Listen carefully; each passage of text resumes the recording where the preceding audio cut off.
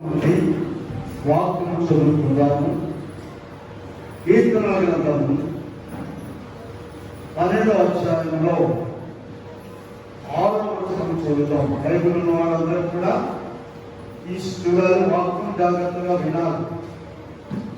యెహోవా మాటలు పవిత్రమైనవి, అవి మట్టి మూసలో 7 మార్లు కలిగి ఊదిన వెండి అంత పవిత్రములు. ప్రియమైన దేవుని పిల్లారా, ప్రభునామమున కృపా సమాధానములు దేవుడు మీకు ఎల్లరికీ అనుగ్రహించును గాక. ఆమేన్. ప్రియులారా, మనము నిత్యము చదువుకునేటువంటి మాటలు, దేవుని మాటలు, దేవుని వాక్యమును గురించి ఈ దినము మనం ధ్యానం చేద్దాం. ఎందుకంటే బైబిల్ సొసైటీ వాళ్ళు బైబిల్ తేలిగ్గా ఇచ్చేస్తున్నారు. వాళ్ళు ఎన్నో ఫండ్స్ పోల్ చేసి తక్కువ రేటు ఇస్తున్నారు. ఎక్కడ చూసినా బైబిల్ ఉంటున్నాయి. వాక్య విలువ తెలియకుండా ఉన్నది. వాక్యం అంటే ఏంటో ఈ దినము కొన్ని విషయాలు ధ్యానం చేద్దాం. చూడండి, వాక్యం అంటే ఏంటి? యోహాను సువార్త 1వ అధ్యాయంలో ప్రారంభం నుండి చూడండి. ఆదియందు వాక్యం ఉండెను, వాక్యము దేవుని యొద్ద ఉండెను, వాక్యము దేవుడై ఉండెను. చాలు ఈసారా బైబిల్ అందరూ యోహాను సువార్త దొరకలేదు కొంతమంది.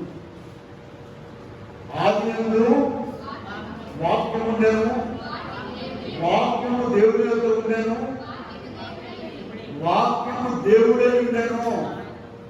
అంటే మన చేతిలో ఉన్న వాక్యమే దేవుడు. అర్థమవుతుందమ్మా? మన చేతిలో ఉన్న వాక్యం ఏంటి చెప్పండి? దేవుడు. దేవుడు ఇప్పుడు ఎక్కడ ఉన్నాడు చూపించండి. బైబిల్ పైకి చూపించండి. అందరూ కూడా వాక్యము దేవుడై ఉన్నాడు గుర్తించుకోండి. ప్రకటన గ్రంథము 19వ అధ్యాయంలో 13వ వచనం కూడా చదువుతాము. 19వ అధ్యాయంలో 13వ వచనం చివరి భాగం చదువుతున్నాం. చూడండి, దేవుని వాక్యము నామము ఆయనకు పెట్టబడి ఉన్నది. ఆయన పేరేంటమ్మా? దేవుని వాక్యము నామము మనము నిత్యం పూజించే యేసయ్యకు పెట్టబడి ఉన్నది. రోమా పత్రికలోకి వెళదాం. 10వ అధ్యాయంలో 8వ వచనం మనం చదువుకున్నట్లయితే, ఆ వాక్యము నీ యొద్దను, నీ నోటను, నీ హృదయంలోను, నీ చేతిలోనూ ఉన్నది. మనం ఎక్కడ దాకా వస్తున్నాము చూడండి. వాక్యము దేవుడే ఉండేను అని చదువుకున్నాము. ఆ వాక్యము నీ యొద్దను, నీ హృదయంలోను, నీ నోటను ఉన్నది. దేవుడు ఎక్కడున్నాడంటే ఇప్పుడు నీ చేతిలో, నీ నోట్లో, నీ హృదయంలో ఆయనున్నాడు. ఇంకా చూద్దాం చూడండి. 1 కొరింథీ పత్రికలోకి వెళ్దాం. 3:16 ఒకసారి చూడండి. మీరు దేవుని ఆలయమై ఉన్నారని, దేవుని ఆత్మ మీలో నివసిస్తున్నాడని మీరెరుగరా. చాలు. దేవుని ఆలయం ఎక్కడుందండి? ఇదిగో దేవుని ఆలయంలోనికి వచ్చి మనందరం కూడా ఆరాధించుకున్నాము ఆయన దీవెన కొరకు. మీ దేహము, దేహం అంటే చెప్పడమ్మా, దేవుని ఆలయం. వాక్యం ఎక్కడుండాలి? మీ నోట్లోను, మీ హృదయంలోను, మీ దగ్గర ఉండాలి. ఇంకా 1 కొరింథీ పత్రికలోనే ఉన్నారు కదా మీరు. 6:19 చూడండి ఒకసారి. 6వ అధ్యాయం 19వ వచనం, మీ దేహము దేవుని వలన మీకు అనుగ్రహింపబడి మీలో ఉన్న పరిశుద్ధాత్మకు ఆలయమై ఉన్నదని మీరెరుగరా. మీరు మీ సొత్తు కాదు, విలువ పెట్టి కొనబడిన. కనుక మనుషుల యొక్క దేహము దేవుని ఆలయం అండి. దేవుని ఆలయంలో దేవుడు నివసించేటట్లు చేయాలి. లోకంలో ఊళ్ళో ఉన్న చెత్తంతా తీసుకొచ్చి మన శరీరంలో నింపుకున్నాం అనుకోండి, దేవుడు ఉంటాడా అక్కడ? ఉండడానికి వీల్లేదు. దేవుడు మన శరీరంలో నివసించేటట్లుగా మనము ఉండాలి. ఇది మన పాఠం ఏంటంటే, దేవుని వాక్యమును మనము, దేవుడై ఉన్నటువంటి వాక్యమును, నీ చేతికి ఇవ్వబడిన వాక్యమును దేవునిగా నువ్వు గౌరవిస్తున్నావా? లేక ఏదో వాళ్ళు పిచ్చోళ్ళు ఏదో వాళ్ళు పక్కలేక చెప్పుకుంటున్నారండి, వీళ్ళొస్తున్నావులేండి, ఎప్పుడో చదువుతున్నావులేండి, ఏమో మాకు తోచినప్పుడు చూస్తున్నావు అనేటువంటి పద్ధతిలో ఉన్నట్లయితే నీకు దీవెన రాదు రాదు రాదు. చాలా మంది ఏమనుకుంటున్నారంటే, మేము నమ్ముకున్నామండి, మా ఇంట్లో బైబిల్ ఉంది, మేము అప్పుడప్పుడు చదువుతుంటాము, మాకేం మేలు జరగలేదని అనుకుంటున్నారు. అప్పుడప్పుడు చదువుతారంట వాళ్ళు తోచినప్పుడు అమాసకి, పౌర్ణానికి, నెలకొకనాడు.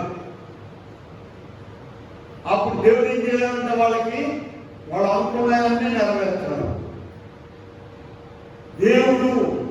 దేవుడి వాక్యం ఇది, దేవుడే. ఇందాక మనం చదివిన యోహాను సువార్త 1వ అధ్యాయంలో వాక్యము దేవుడై ఉండేను అనే భయం నీకుందా?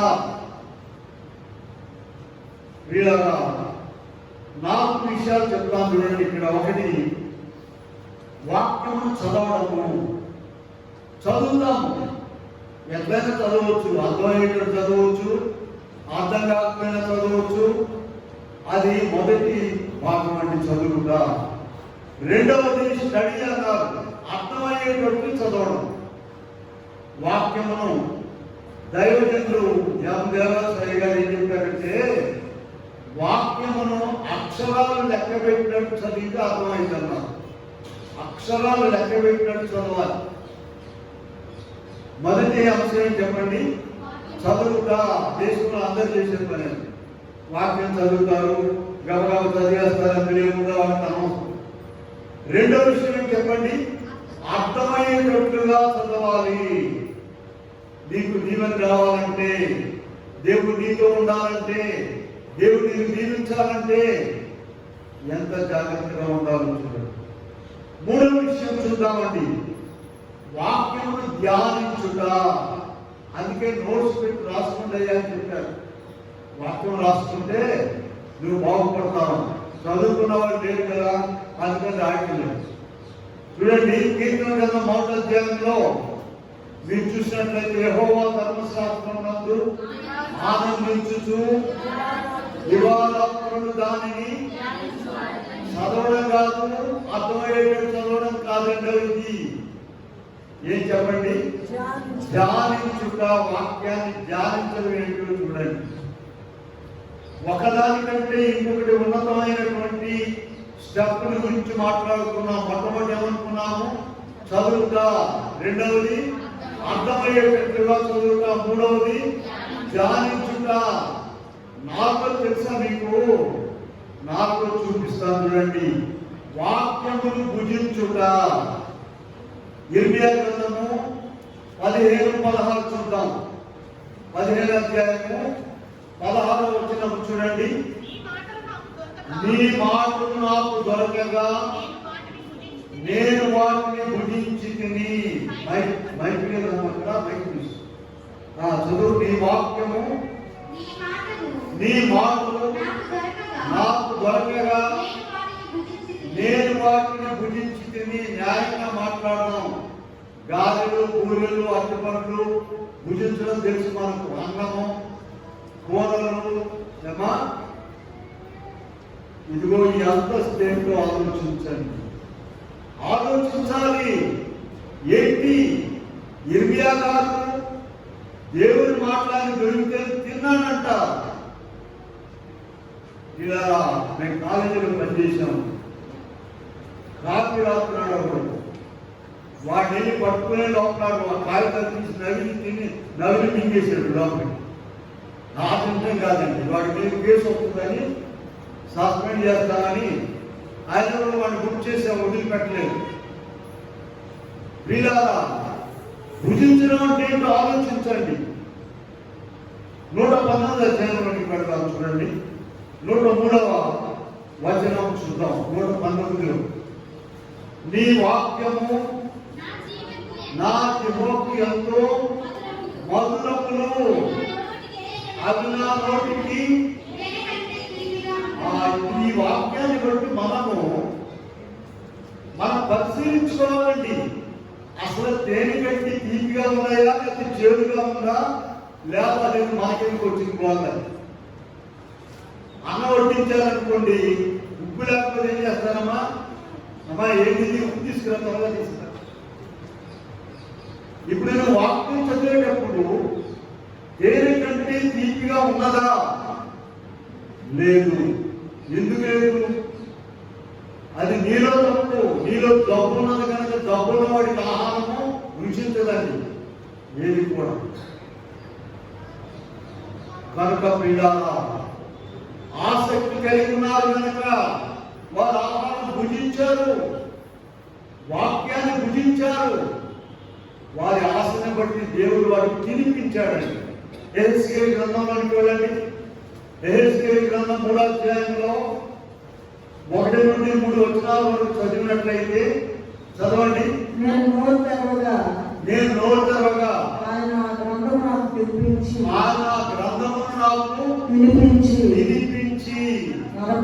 చూడండి. ఆయన గ్రంథం అంటే యెహెజ్కేలు గారికి తినిపించాడంట. నీకు కూడా తినిపిస్తాడు. ఇలా వాక్యం అంటే ఏమనుకున్నావమ్మా? యోహాను సువార్త 1వ అధ్యాయంలో వాక్యము దేవుడై ఉండెను, ఆది యందు వాక్యం ఉండెను. అసలు సృష్టిలో ఏది కూడా లేనప్పుడు భూమి, ఆకాశములు, సూర్య చంద్ర నక్షత్రాలు ఏది కూడా లేనప్పుడు వాక్యం ఉన్నది. అనగా దేవుడు ఉన్నాడు.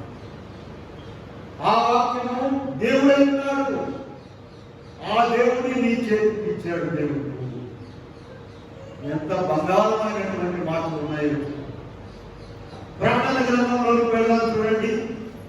10వ అధ్యాయంలో 9-10 వచనాలు చూసినట్లయితే ఆ చిన్న పుస్తకము దూత చేతిలో నుండి తీసుకొని తీసివేసింది.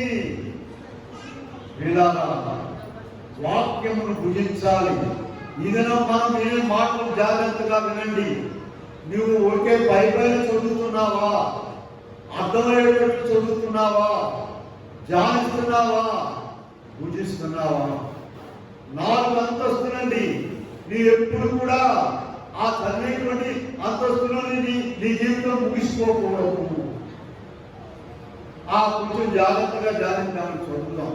కొంతమంది గబగబా చదివి అన్ని పనులు చేయడానికి సమయం ఉంటుంది, కానీ వాక్యాన్ని ధ్యానించడానికి సమయం ఉండదండి. కొద్దిగా అర్థమయ్యేటట్టు చదివి పక్కన పెట్టి భుజించడం అంటే ఏంటి ఆలోచించండి. మత్తయి సువార్త 24వ అధ్యాయము 35వ వచనంలో ప్రభువు ఇక్కడ ఒక మాట చెప్తున్నారు. 24:35 ఆకాశమును భూమియు గతించును గాని నా మాటలు ఎంత మాత్రమును గతింపము. ఇలా భూమి మీద దేవుని మాటలు గల ఏకైక పుస్తకము పరిశుద్ధ గ్రంథమైన బైబిల్. చాలు జనం ఎక్కడ ఎవరైనా భూమి మీద దేవుని మాటలు గల ఏకైక పుస్తకము పరిశుద్ధ గ్రంథమైన బైబిల్. ఆ బైబిల్ తెచ్చి తెచ్చి తెచ్చి చూసి చూసి చూసి ఉసురు పట్ట ఉంటే నీకు ఇచ్చాడు దేవుడు. నాకెందుకు వచ్చిందా గోళ అనుకునే నీకు ఇచ్చాడు దేవుడు. నిన్ను ఎంతగా ప్రేమించాడో చూడండి. మీ ఇళ్ళ పక్కన బాపట్లో ఊళ్ళో చాలా మంది ఉన్నారు. వాళ్ళందరూ వచ్చి బైబిల్ పట్టుకోవాలండి. పట్టుకోవడానికి రూల్ లేదు, వాక్యం వినడానికి చదవడానికి రూల్ లేదు. వీళ్ళగా నిన్ను నాకు దేవుడు ఎంత ప్రేమించాడో చూడండి. ఈ వాక్యముల గురించి అనేక విషయాలు ఉన్నాయండి. ఇది 9 విషయాలు చెప్పాలని నేను సిద్ధపడి ఉంటున్నాను. వారం దినములు ప్రార్థన చేస్తాం మేము, 15 దినాలు ప్రార్థన చేస్తాము ఆదివారం వాక్యం కొరకు. చూడండి, ఆరాధనలో మనము చదివినటువంటి భాగము కీర్తన గ్రంథం 12:6 చూద్దాం. మొదటి పాయింట్ ఇది, 12:6. 7 మార్లు కలిగి యెహోవా మాటలు పవిత్రమైనవి. యెహోవా మాటలు పవిత్రమైనవి. మరి మట్టి మూసలో 7 మార్లు కలిగి మూసిన వెండి అంత పవిత్రం. ఎంత పవిత్రమైనవి చూడండి. 7 మార్లు కడిగించి ఊది ఎంత స్వచ్ఛంగా ఉంటాయో చూడండి. ఈ మాటలు నీవు ధ్యానించినట్లయితే, ఈ మాటలు ఇంత పవిత్రత ఉన్నదని నీవు నీ హృదయంలో అనుకొని జాగ్రత్త పడినట్లయితే దేవుడు నిన్ను పవిత్రునిగా చేస్తాడు. నిన్ను పవిత్రునిగా చేస్తాడు. అది పవిత్రమైనది నీవు అనుకోవాలిగా. ఎక్కడో ఆ చర్చికి ఈ చర్చికి, ఆ సేవకుడు దగ్గర ఈ సేవకుడి దగ్గరికి వెళ్తారు. రోగం కుదరదు. అసలు రోగం నీలో ఉంటే వాళ్ళ ద్వారా ఏం ప్రయోజనం జరుగుతుంది? యెహోవా వాక్యం ఏంటని చెప్పండి. యెహోవా మాటలు పవిత్రమైనవి. అవి మట్టి మూసలో 7 మార్లు కలిగి ఊదిన వెండి అంత పవిత్రం. వెండి అంత పవిత్రం. ప్రియులారా, ఆ మాటల ద్వారా నీవు పవిత్రపరచబడతావు. గంటల కొలది చదవాలంటే వాక్యం, గంటల కొలది 50 అధ్యాయాలు చదవాలి. చూస్తాము 4 పళ్ళైతే తింటాం, కానీ 50 అధ్యాయాలు ఎక్కడ చదువుతాము? చాలా కష్టం. ప్రియులారా, దేవుడు సమయం ఇస్తాడు. సమయం పోనీయకుండా ఎవరైతే వాక్యాన్ని ధ్యానిస్తారో 4 విషయాలు చెప్పి మర్చిపోవద్దు. వాటిని చదవడము, అర్థమయ్యేట్టు చదవడము, ధ్యానించడము. 4వది అప్పుడు అసలు మనకు అందుబాటట్లేదు. ఎటువంటి కాగితాలు మిగలవా అడిగి నువ్వు ప్రార్థన చేసుకుంటే ఆ భుజించడం ఏంటో చెప్తారు. నాకు ఉద్యోగం రాలేదండి. హైదరాబాద్ పోయి అక్కడెక్కడ తిరుగుతూ ఉన్నాను. ఆ పబ్లిక్ గార్డెన్స్ పెడితే అక్కడ అందరూ ఉంటారు. దొంగలు, దేవుడు కొట్టేవాడు, వాళ్ళు లేని వాళ్ళు అందరూ కూడా చేస్తారు. బైక్ తీసుకెళ్ళి 50 అధ్యాయాలు చదివేవాడు. చదివి తలకల పట్టుకొని తల పైకి బైబిల్ పెట్టుకుని పండుకునేవాడు నుంచి అప్పుడు కూడా దేవుడు చూస్తారు. వాడు ఏముంది నా దగ్గర జాతీయ వెళ్ళి చూసేస్తారు. వాడు ప్రియులారా, నా ఇష్టమైనంత సేపు చదివేవాడు. వాక్యం ఎలాంటిదంట? కీర్తన 12 పవిత్రమైనది. అది నిన్ను పవిత్రపరుస్తుంది. ఇంటికాడ పని లేకపోతే ఏదో దూరుకుంటా మొహం ఎదురుగా దూరుకుంటూ కూర్చోవడమే కానీ బైబిల్ మాత్రం తీయడానికి వీలు లేదు. ఎందుకని వీలేదమ్మా? అమ్మా, ఎందుకని వీలు చెప్తారండి? దెయ్యం ఆ బండకారం తీసుకుని కూర్చుంటుంది. బైబిల్ తీసేవా తలకాయ వీలు.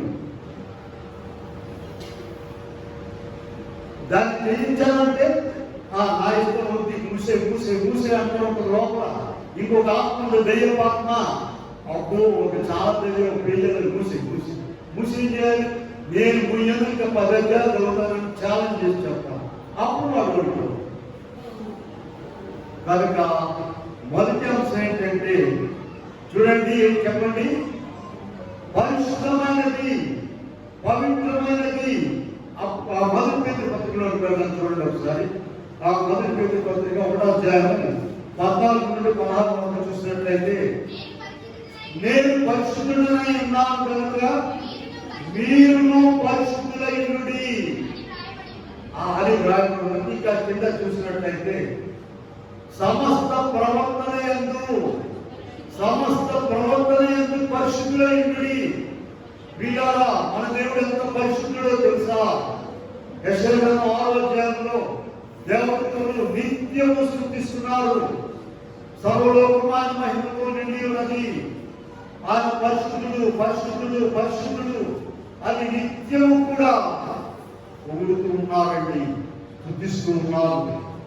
మరి నీవు పరిశుద్ధురాలుగా కావాలంటే నీ శక్తిని బట్టి, నీ జ్ఞానాన్ని బట్టి, నీ యొక్క డబ్బును బట్టి, నీ తెలివితేటను బట్టి పరిశుద్ధులు కాలేవు కాలేవు కాదు.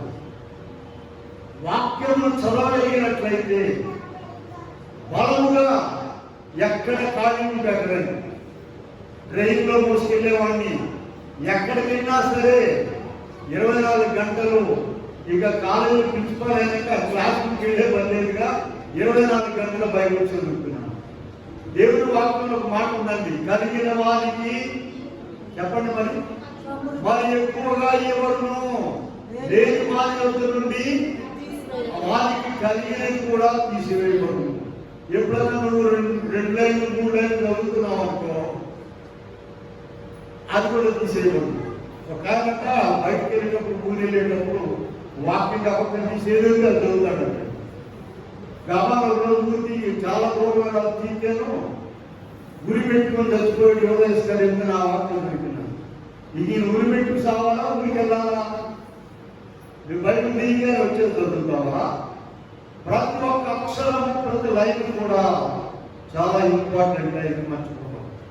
దేవుడు ఇక్కడ ఉన్నాడు, ఇందులో ఉన్నాడు అనేటువంటి భావం నీకు రావాలి. సరే, రెండో విషయంలోనికి వెళ్దాం, మన సమయం పరిమితంగా ఉంటుంది కనుక 33:4 చూద్దాం. కీర్తనలు 33:4 యెహోవా వాక్యము యథార్థమైనది, ఆయన చేయనదంతయు నమ్మకమైనది. దేవుని వాక్యం ఏంటంట? యథార్థమైనది. నీవు దాన్ని చదవడం ద్వారా, ధ్యానించడం ద్వారా, భుజించడం ద్వారా, దాన్ని కడుపులో పెట్టుకోవడం. మరి నేను ట్రైన్లో ప్రయాణం చేస్తున్నానండి, వాక్యం చదువుకుంటా ఉంటాను. నేను ఒక ఆయన మాటలు రావు అనుకున్నాను కాదంటే ప్రయాణం చేశాను. ఆయన మూడోడు వచ్చి దండం పెట్టుకుంటున్నాడు. వాక్యానికి ఆయన ఎంత నేనే అదిరిపోయాను, ఎంత ఆశ్చర్యం ఉన్నాడు, ఎంత ప్రాధాన్యత ఇస్తున్నాడు. మాటలైతే రావు, అక్కడే ఉండి దండం పెట్టుకుంటున్నాడు వాక్యం. ప్రియులారా, 33వ అధ్యాయంలో కీర్తన 4వ వచనం చూసాము. యెహోవా వాక్యము ఆయన చేయనదంతయు నమ్మకమైనది. ఆయన వాక్యమును ప్రేమించి ఇదే దేవుడిని చదివినట్లయితే, దేవుడు ఎక్కడున్నాడమ్మా? ఇక్కడే ఉన్నాడు. ఇందాక రోమాపత్రికలో చూపించారు ఒక వాక్యం, మర్చిపోయారా? రోమాపత్రికలో 10వ అధ్యాయంలో 9-10 వచనాలు చూపించాము. వాక్యము నీ నోటను, నీ యొద్దను, నీ హృదయంలోను, నీ చేతిలోనూ ఉన్నది. దేవుడు నీ దగ్గర ఉన్నాడు, నీతో ఉన్నాడు, నీ హృదయంలో ఉన్నాడు. ఇదిగో నీకు ఇచ్చాడు, ఇదిగో గట్టిగా పట్టుకున్నది. నీవు ఆ వాక్యాన్ని ధ్యానించినట్లయితే నమ్మకమైన వాడుగా తయారవుతావు, యథార్థవంతుడిగా తయారవుతావు. ఎందుకని ఈ వాక్యం నమ్మకమైంది కదా. సామెతలు 28-20 ఒకసారి చూద్దాం. సామెతలు 28-20 చూసినట్లయితే, నమ్మకమైన వారికి దీవెనలు మెండుగా కలుగును. ఎవరైతే వాక్యం బాగా చదువుకుంటారో, వాక్యం నమ్మకమైంది కదా, నీవు కూడా నమ్మకమైన వాడుగా ఉంటావు. నీకు అనేక దీవెనలు. అప్పుడప్పుడు అంటుంటారు చూసావా, నేను అసలు నమ్మటానికి వీళ్ళు దొంగదాన్ని అంటుంటాను. ఈ దొంగది ఏమైపో చెప్పండి? గొప్ప నమ్మకమైనదిగా ఇంకొక రోజు బైబిల్ చదివినట్లయితే, ఇది దేవుడు అనే భయం కలిగి నీవు ధ్యానించినట్లయితే. సరే, ఇంకొక అంశంలోకి వెళ్దాము. 33వ అధ్యాయంలోనే 6వ వచనం చూద్దాం. కీర్తనలు 3వ అంశంలోనికి వచ్చాము. 33 యెహోవా వాక్కు చేత ఆకాశములు కలిగెను, నోటి ఊపిరి చేత. ఆయన వాక్కు చేత ఏం కలిగినాయండి? ఆకాశం. ఆదికాండంలోకి వెళ్తే మీరు 1వ అధ్యాయం 3వ వచనంలో వెలుగు కలుగునుగా అనగానే వెలుగు కలిగింది. 11వ వచనంలో భూమి మొలిపించునుగాక అని చెప్పగానే కొన్ని వేల కోట్ల సంవత్సరాల నుండి అది మొలిపిస్తాను ఆయన మాట ఉంటాడు. 14వ వచనంలో చూస్తే జ్యోతులు కలుగునుగాక. అసలు సూర్యుడు ఎంత పెద్ద గోళం అండి. సూర్యుడు చంద్రుడు అందరూ కూడా ఆయన ఏం చెప్పాడు? కలుగునుగాక అని అన్నాడు. ఇప్పుడు మన దగ్గర కొంటాం. మనం కూడా వాక్యమును తగిన రీతిగా గౌరవించినట్లయితే, చదివినట్లయితే, ధ్యానించినట్లయితే, భుజించినట్లయితే నీకు కావలసిన వాటన్నింటిని కూడా కలుగునుగాక అని ఆయన నీకు ఇవ్వగలడు. ఒక్క మాట ఆయన కలుగునుగాక అనగానే సూర్యుడు కలిగాడు. ఎంత గొప్ప సూర్యుడండి. కనుక నీ చేతికి ఇవ్వబడిన వాక్యమును తగిన రీతిగా నీవు చదివినట్లయితే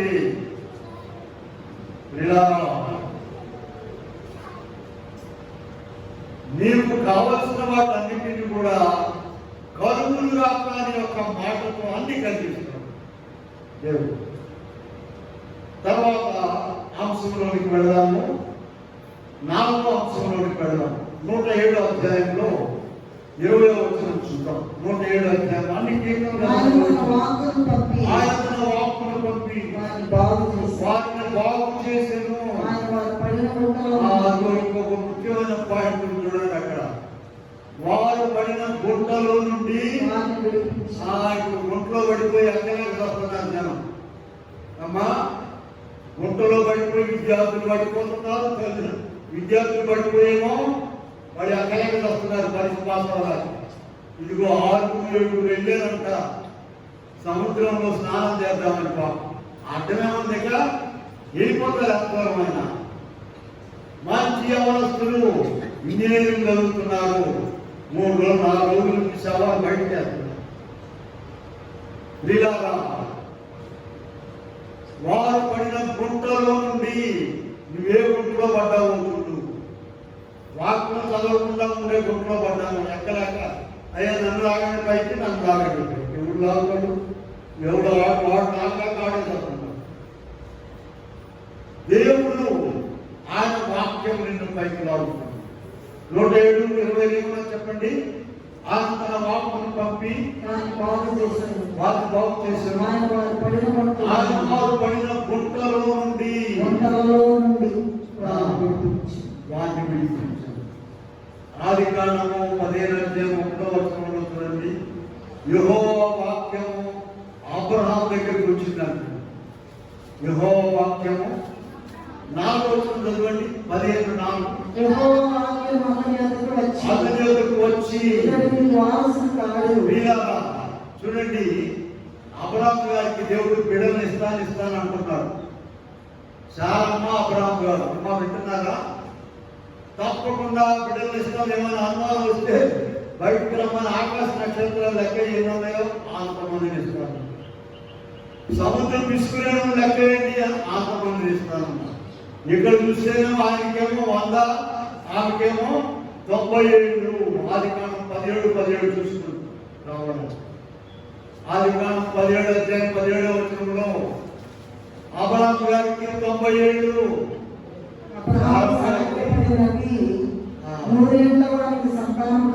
ఇక్కడ మన పాయింట్ లో వద్దాం. వాక్యం చదివినా మన సంగతి చూసుకోవాలి ముందు.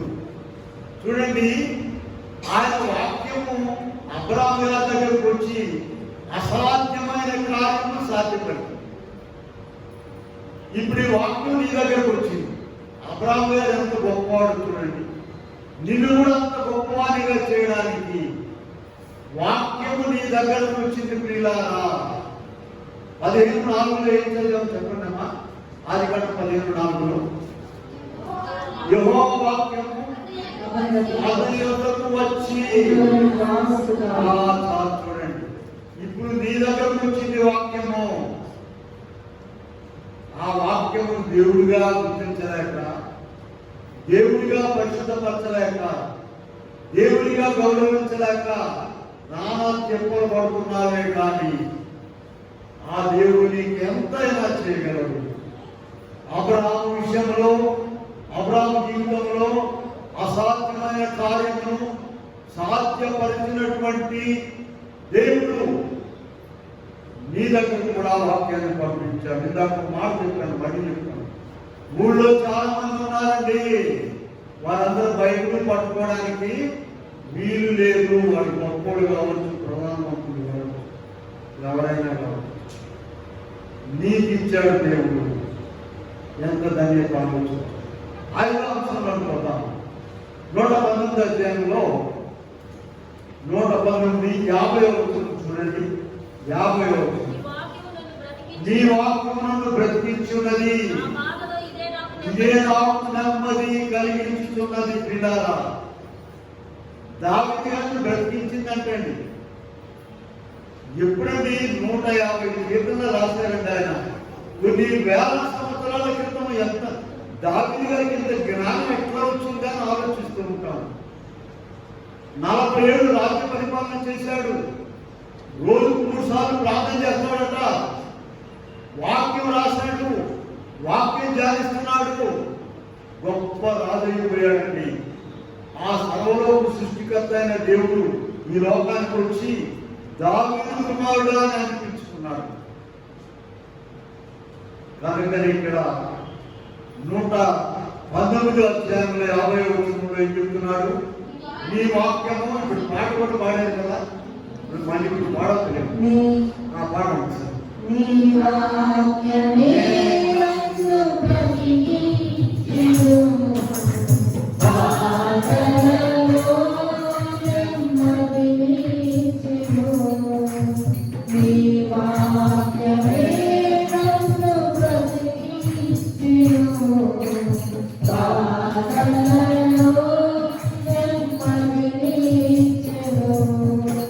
కృపాశక్తి దయా సత్య సంపూర్ణుడా, వాక్యమై ఉన్న యేసు వందనమయ్యా.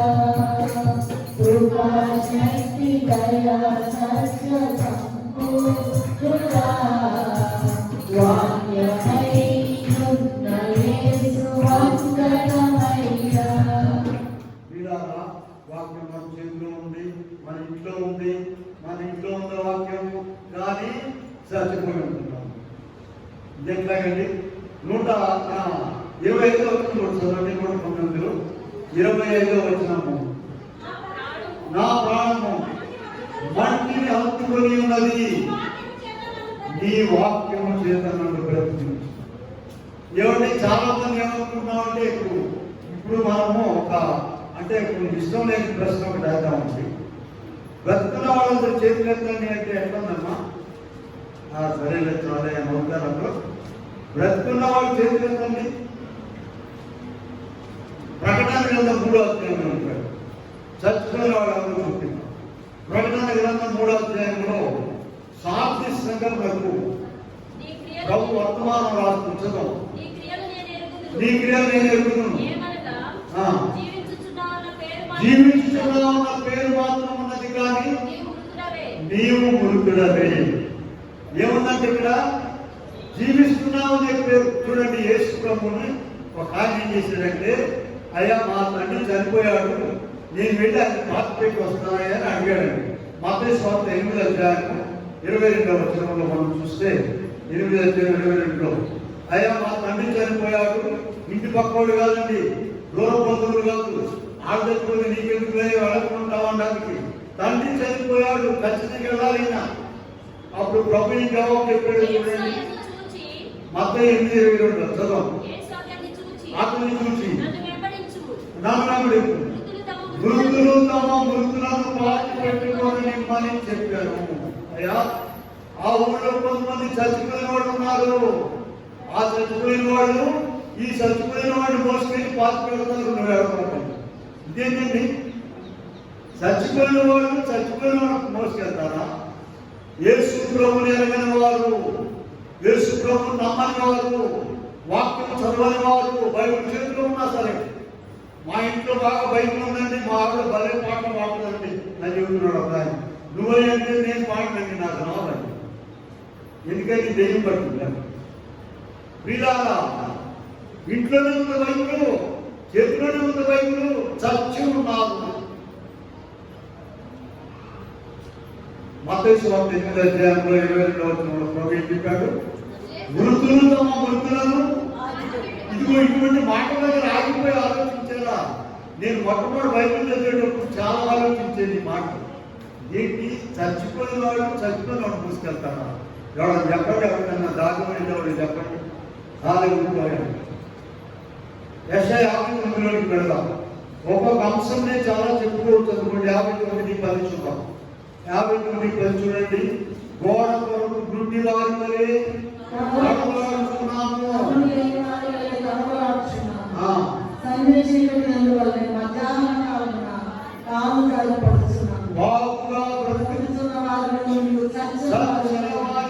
బాగుగా బ్రతుకుతున్న వారిలో ఉండి బ్రహ్మాండమైన ఇల్లండి, బ్రహ్మాండమైన ఇల్లు, బ్రహ్మాండమైన భోజనాలు, బ్రహ్మాండమైన బట్టలు, కాళ్ళు.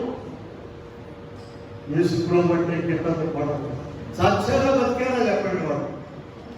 ఈ మాటలు చర్చలో ఏడుస్తారు కానీ రోజు వాడుకుంటారండి. పిల్లల మీద కోపం చెప్పుదా, ఏడచ్చా, ఇక్కడ దావు, అక్కడ దావు, ఈగా మాటలు. వీళ్ళ ఆలోచించండి. బాగుగా బ్రతుకుతూ, మీ బయటలో ఉందా లేదో చూడండి. బాగుగా బ్రతుకుతున్న వారిలో ఉండి చచ్చిన వారి వలె ఉన్నాము. దేవుడు లేకుండా సరే ఎరగని వాళ్ళు ఎప్పుడు అలా ఉన్నారనుకోండి. నువ్వు ఎరిగేసి చచ్చిపోవడం, వాకు నీ చేతులు పెట్టుకుని ఎందుకు చచ్చిపోవడం, దేవుడు నీతో ఉండి ఎందుకు నువ్వు చనిపోవడం? ఇలా ఆలోచించండి. బ్రతికుండాలంటే ఏం చేయాలి? ఆవాంశంలోనికి వెళ్దాం. మనకు జంతువులు, కుక్కలు, కోళ్ళులాగా బ్రతికి చనిపోవాలని కాదు దేవుడు. ఆయన వాక్యమును మనకు ఉంచింది, మనకి ఇచ్చింది. సరే, ఆవాంశంలోనికి వెళ్దాం. చూడండి 119వ అధ్యాయంలోనే 89వ వచనం చూద్దాం. 89. యెహోవా నీ వాక్యం ఆకాశమందు నిత్యము నిలకడగా ఉన్నది, నీ విశ్వాసత తరతరములను. ప్రియులారా, ఆయన వాక్యము నిలకడగా ఉన్నది. నీవు దాన్ని పట్టుకున్నట్లయితే నిన్ను నిలకడగా ఉంచుతుంది దేవునిలో. మా ఊళ్ళో నుండి ఒక ఆయన ఒక పెద్ద షాప్ అది వచ్చాడండి. విజయవాడకు వచ్చాడు. మా ఇంటి ఏదో పక్కన చుట్టాలు ఉంటాడు. మా ఊరంటేనే వచ్చాడు. ఒక మాట చెప్పాడు, అయ్యా మా చాలా పొలం ఉన్నది, మాకు మరి చాలా డబ్బు ఉన్నది, పొగాకు వ్యాపారం చేశాను, మరి ఒక అబ్బాయిని బిఏలో చదివించేసరికి నా పని అయిపోయిందయ్యా అన్నాడు. మీ నాన్నగారు బైబిల్ చేతిలో పట్టుకుని ఆదరించండి. ఏం చేతిలో పట్టుకుని చెప్పండి? బైబిల్ చేతిలో పట్టుకొని. అందరూ పట్టుకున్నారు చేతిలో. పట్టు దొరకాలండి. కోతి చూసారా, దాని పిల్ల దాన్ని నడుము వాటేస్తున్నాడు. తల్లి పట్టు పిల్ల పట్టుకున్నాను. అక్కడ మీరు చూడండి, ఈ చెట్టు మీద ఆ చెట్టుకి ఎగిరినా కూడా పిల్ల వదిలిపెట్టదు దాన్ని. తల్లికి ఏమాత్రం అనుమానం వచ్చినా ఆగుతాడు, దూకాడు పిచ్చి పిచ్చిగా. పిల్ల సరిగా పట్టుకుందా లేదు చూసుకుని దూకుతాడు. తల్లి పట్టు, పిల్ల పట్టు. దేవుడు మనం పట్టుకున్నట్లయితే ఆయన మనకు గొప్ప. మీరు సరిగా పట్టుకున్నావా లేదా? పట్టుకోకుండా నాకు అది రాలేదు, ఇది రాలేదంటే వాక్యం తీస్తే భయంకరమైనటువంటి మాటలు ఉన్నాయి. ఆస్తి, బిడ్డలు సమస్తం పోయిన తర్వాత యెహోవా ఇచ్చాను, యెహోవా తీసుకెళ్ళిపోయాను. 1వ అధ్యాయం యోబు గ్రంథము 21వ వచనంలో యెహోవా నామములకు స్తుతి కలుగును గాక. చిన్నదానికే అడిగిపోతున్నాం. మాకేం చేయలేదు, మాకేం చేసిన దేవుడు కూడా అనమాట. ఆయన మనకి ఇక్కడ డబ్బు సంపాదించుకున్నాం. నాకు వేరుగా ఉండి మీరేమి చేయలేదని చెప్పాడు. వీళ్ళారా ఇక్కడ వాక్యం నిలకడగా ఉన్నది. 119లో 14 చూడండి. 14 వచ్చిన చూద్దాం. 14లో దావీదు గారు మాట చెప్తున్నాడు. సర్వ సంపదలు దొరికినట్లు నేను సంతోషించుతున్న. సర్వ సంపదలంతా దొరికినాయి అంటాడు. నీకు బైబిల్ నీ దగ్గర ఉంటే సర్వ సంపదలు దొరికినాయా, లేక నష్టం వచ్చిందా వ్యాపారం? ఎంత నష్టపోయావు మా బైబిల్ తీసుకుని? సర్వ సంపదలు దొరికినాయట. ఆకాశం మందు దేవుడి వాక్యం ఎలా ఉందంట? నిలకడగా ఉండడమే కాదండి. 19వ అధ్యాయంలోనికి వెళ్ళండి. కీర్తన గ్రంథం 19:1 చూద్దాం. ఆకాశములు దేవుని మహిమను వివరించుతున్నది, అంతరిక్షమైన చేతి పనిని పగటికి పగలు బోధ చేయుచున్నది, రాత్రికి రాత్రి జ్ఞానము తెలుపుచున్నది. అసలు ఈ పగలేంటి, ఈ రాత్రి వాటికి జ్ఞానం లేదు, మాట లేదు, ఏమి లేవు. అవి బోధిస్తున్నాయి. అవి బుద్ధి లేనివాడు ఆలోచించు. ఈ పగలేంటో ఈ రాత్రి ఏంటో ఎవడు కలిగించాడు వీటిని? తెల్లవాడా, నల్లవాడా, రష్యావాడా, అమెరికావాడా? ఎవరు కలిగించారు? సాయంకాలం అయిపోతుంది, మళ్ళా ఉదయం ఉంటుంది. పగటికి పగలు మీ బైబిల్లో చూడండి 19వ అధ్యాయంలో పగటికి పగలను బోధ చేయుతున్నది, రాత్రికి రాత్రి జ్ఞానం తెలుపుతున్నది. వాటికి భాష లేదు, మాటలు లేవు, వాటి పొలము భూమి అన్నట్టు. వీళ్ళ వాక్యం అంటే ఏమనుకున్నారు? మనిషి జీవితాన్ని మార్చివేస్తుంది, గొప్పతనవంతునిగా చేస్తుంది. గొప్ప జ్ఞానం లేని గొప్ప జ్ఞానవంతులు అయిపోయారు. ఎలీషా గారు ఒక ఆయన వేమూరులో పనిచేసేటప్పుడు వాక్యం చెప్పేవాడంట. వాక్యం చెప్పేవాడు, మేము ఇద్దరు కలిసి చెప్పేవాళ్ళం, మీటింగ్లు పెట్టుకునేవాళ్ళ గ్రామాల్లో. సరే ఒకరోజు ఒక మీటింగ్కి వెళ్తున్నాం, కాలేజీ అయిపోయి నా దగ్గరికి వస్తాడు కాలేజీ నుంచి. నేను రిఫర్ చేస్తూ వాక్యం తయారు చేసుకుంటాను, వాక్యం చదువు అంటే కరెక్టే కాదు చెక్ చేసుకుంటాను కదా. ఆయన ఏం చెప్పాడంటే, వాక్యం అలా చదవడం రాదు, ఇదేంటి వాక్యము ఆయనకి చదవడం రాదండి. వాక్యం ఒక్కసారి చూడండి, నాకు గమనిపోయింది. ఈ వాక్యం చూసేసి ఆయన గురించి ఆలోచిస్తున్నాను. సరే అడిగాను, ఎప్పుడైనా రాయించుకుంటాడా? ఆ 4 మాటలు రాయించి మీద రాసుకుంటాను. ఏం చేస్తావు అంటే తీసుకెళ్ళి మా అమ్మాయి చేస్తాను. వాక్యం దంచి చెబుతాడు, ఎందుకొస్తూ దాంట్లో ఉన్నటువంటి ఆయనకంతా ఎగురుతాడు, పెద్ద పెద్దగా మాట్లాడతాడు. ఆయనకంటే ఏం రాదంటమ్మా చదవడం. ఈ వాక్యం చదవడం రాదని చెప్పారు. అందరూ చదువుకున్న వాళ్ళే పండితులు, అప్పు వాళ్ళు చేయాలి కానీ డిగ్రీ లేదేమో కానీ వాయి పట్టాలి, పుస్తకమే చదవమంటారు. గొప్పగా అనుకుంటాను, నేను చదవడం వచ్చా చదవడం వచ్చాను. ఆ రోజు పోయి దేనికి నీ చదువు దేనికమ్మా? సరే మనము తర్వాత పాయింట్లోకి వెళ్దాం. మనం చూడండి 7వ వచనంలోకి వెళ్దాం. 119వ అధ్యాయంలో 103వ వచనం చూద్దాం. నీ వాక్యములు నా జిహ్వకు ఎంతో మధురములు, అవి నా నోటికి. ఇదిగో ఈ మాటలు మనం చదివేటప్పుడు మనకు ఎలా ఉన్నది వాక్యం అనేది పరిశీలించుకోవాలి. మనకి ఎలా ఉన్నది? మనం ఆ అంతస్తులో ఉన్నామా? ఎందుకు మనం ఈ దరిద్రంలో ఉన్నామంటే మనం ఆ అంతస్తులో లేము. వాక్యం మనకు దేనికైతే తీపిగా ఉన్నదా లేదా మనం పరిశీలించుకోవాలని అనేక ఆహార పదార్థాలు మనకు తెలుసండి. ఏవి ఎంత రుచి ఉంటాయో తెలుసు. షడ్ రుచులు ఉన్నాయండి. ఆ 6 రకాల రుచులు మానవునికి కావాలి. తీపి, పులుపు, చేదు, వగరు, ఇవన్నీ కూడా ఉన్నాయి. షడ్ రుచులు ఉన్నాయి. వాటన్నిటిని కూడా తగిన మోతాదులో కలుపుకొని రుచించితే వంట చేసుకుంటే రుచిగా ఉంటుంది. మరి వాక్యం ఎలా ఉంది నీకు? ఇలాగా ఆలోచిద్దాం. 8వ అంశంలోకి వెళ్దాము. 119లోనే ఉన్నాము. 105వ వచనం చూద్దాం.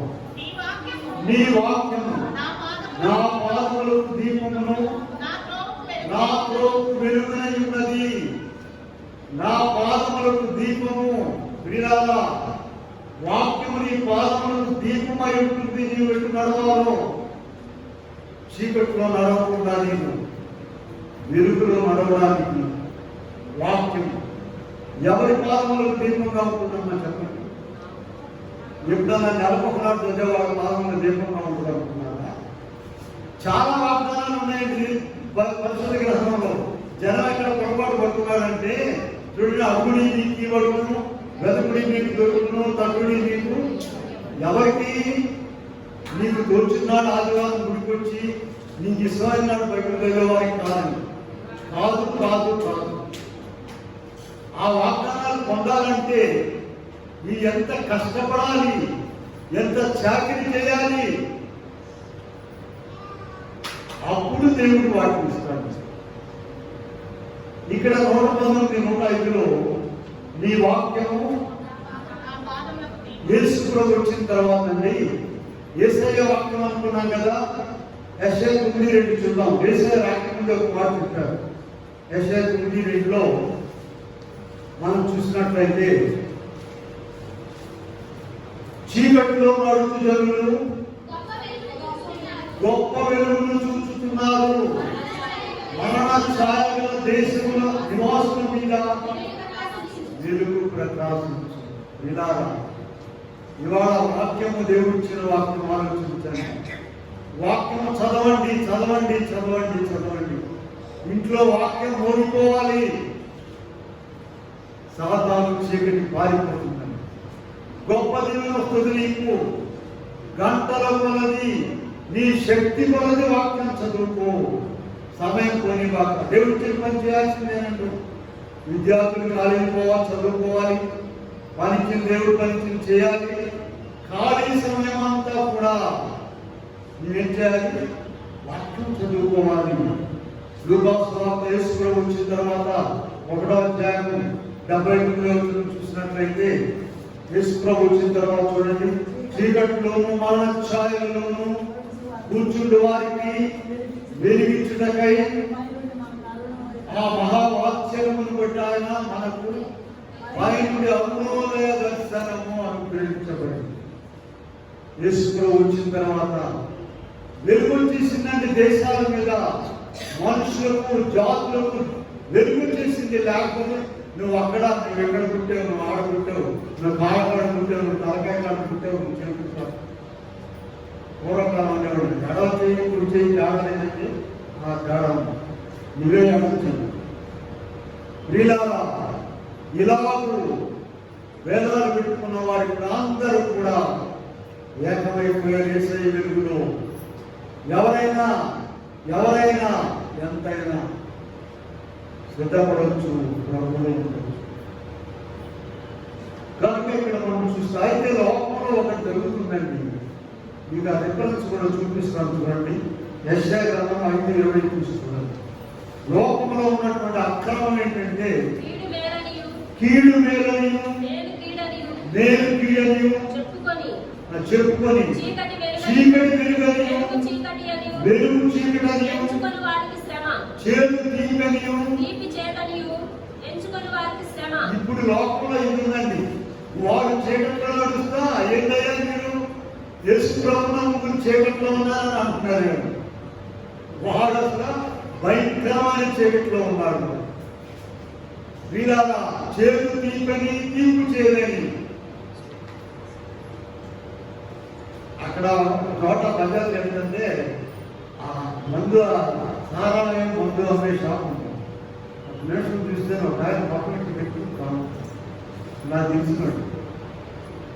నేను అన్ని 2 రోజులు అయినా కాబట్టి ఎందుకు అంత బాధ మొహం ఇట్లా పెట్టుకుంటాను కాదు. మరి ఎందుకు ఏ లోకంలో తాగుతున్నావు? ఏ లోకమా? దేవుడిలో వచ్చి దేవుని వాక్యం విని, దేవుని వాక్యం ద్వారా ఇంత గొప్ప కార్యం ఉన్న తర్వాత నీవు ఆ మేలును పొందలేకుండా ఉండడానికి ఏమి? వీళ్ళ మనం చూసినట్లయితే యెషయా 5:20 గుర్తుపెట్టుకునే లోకం ఏం చేస్తుంది?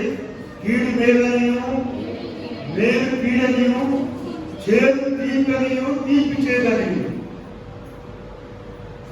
చీకటి వెలుగనియు వెలుగు చీకటి అని చెప్పుకునే వారికి శ్రమ. తమ ఎన్నికలో మూసేశారు అర్థమైంది. తమ ఎన్నికలో తాము బుద్ధిమంతులమని అనుకున్న వారికి శ్రమ.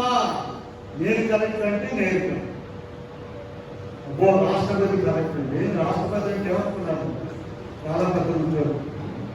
ఆయన కూడా మనిషి అని, ఆయన కూడా ఫస్ట్ మనిషి తర్వాత వీళ్ళారా నీ వాక్యము నా పాదములకు దీపము, నిన్ను వెలుగులో నడిపిస్తుంది, చీకట్లోకి వెళ్లకుండా నిన్ను కాపాడుతుంది. ఒక్క మాట చివరి మాట ముగిస్తాను నేను. 9వ అంశం 119 130 చూడండి. 130 అవుతుంది. నీ వాక్యము వెల్లడేప్పుడు చూడని వెలుగు కలుగును, అవి తెలివిలేని వారికి తెలివి కలిగించును. పిల్లల వాక్యం ఎంత పౌరుందో తెలుసా? డబ్బు జ్ఞానము సర్వ సంపదలు ఇస్తుంది. తెలివి లేకపోతే గొప్ప తెలివి కల్పిస్తుంది. ఇల్లు లేకపోతే ఇల్లు ఇవ్వదండి. ఇల్లు చూపిస్తున్నారు కదా, ఏమో ఇంటి నేను చెప్తున్నాను. కానీ ఇలా నిన్న మన మైండ్ కొత్త వచ్చారు, ఇద్దరు వచ్చారు. అసలు టైం లేదు. రెండు మేము రేపు భోజనం పెడుతున్నాం అక్కడ వెళ్ళాలి. ఇక్కడ భోజనం పెడుతున్నాం. సీఎం వచ్చింది. నేను అయ్యా మేము కూడా ఆదివారం భోజనాలు పెడుతున్నారా ఉన్నాడు అనమాట. 100 రూపాయలు పుస్తకాలు బిల్లు పుస్తకాలు తీసుకొచ్చారు. రసీదు అయ్యా ఆరోగ్యంలో 100 రూపాయలు తీసుకొచ్చారు. అయ్యా ఏం పెడుతున్నారంటే వాళ్ళు భోజనం పెడుతున్నారంటే ఎంత గొప్ప కార్యం. ఇలా ప్రభువులో ఉన్నటువంటి వారికి, భక్తుల వారికి గొప్ప ఎంత గొప్ప కార్యమైనా సరే అది చిన్నదిగానండి. నీ వాక్యము వెల్లడేప్పుడు చూడని వెలుగు కలుగును. ఆ చివరి ఒక జరిగిన ఒక ఉపమానం చిన్న కథ చెప్తాను మీకు. చూడండి, బైక్లో పురుగులో పెట్టారు. బైక్లో పురుగులో పెట్టి 5 పంపించారంట. ఒక్కొక్కరు వెళ్ళి ఆ రూమ్లో ఉన్న పుస్తకం చూసి రమ్మన్నారు. సరే ఒకటి పంపిస్తే వాడు చూసేసి వేస్ట్ అండి దండగా పుస్తకం ఏం చేయాలి, ఒక బొమ్మ కూడా లేకుండా ఏ పుస్తకం తీసేవాళ్ళు పడింది. సరే నువ్వు పక్కకెళ్ళాలి. ఇంకొకరు పంపించారు. వాడు ప్రెస్లో పనిచేసేవాడు.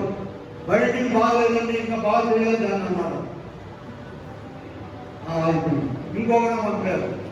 వాడు ఏమన్నాడంటే వేస్ట్ అండి, అది పొట్లాలు పనికిరాదు, అది ఇంత కాగితాలు ఏమని వస్తుందండి, పెద్ద పెద్ద పొట్లాలు కట్టాలంటే.